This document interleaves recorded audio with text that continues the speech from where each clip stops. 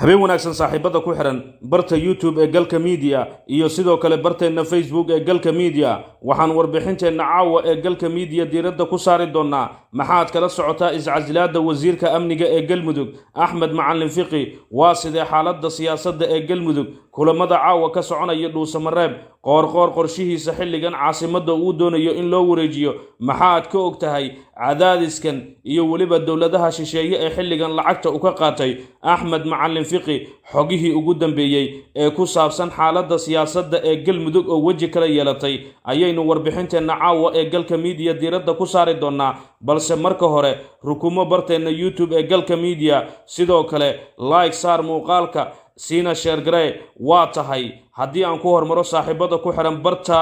Facebook iyo YouTube ee galka media xogihii ugu dambeeyay ee naga soo gaaraya xaaladda siyaasadda ee Galmudug oo waji kala yeelatay ayaa xogta aynu helayno waxa ay sheegayaan in wasiirka amniga ee Galmudug Axmed Macalin Fiqi oo qoraal markaa bartiisa ku baahiyay goordhow uu markaa ku sheegay in uu madaxweynaha Galmudug la wadaagay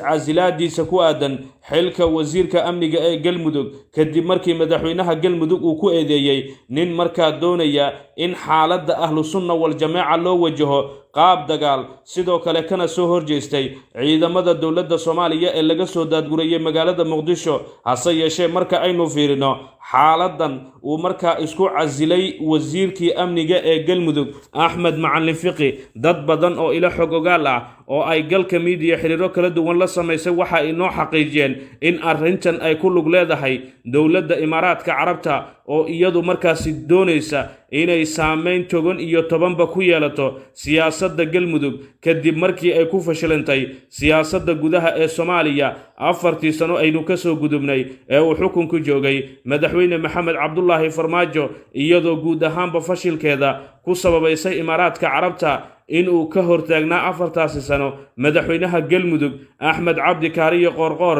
balse xilligan ay doonayaan in uu buucda hoose ee maamulkiisa ay ku yeeshaan saameyn togan iyo tobanba waxaana markaa maalmihii dambe ay si hoose u hubeynaysay Imaaraadka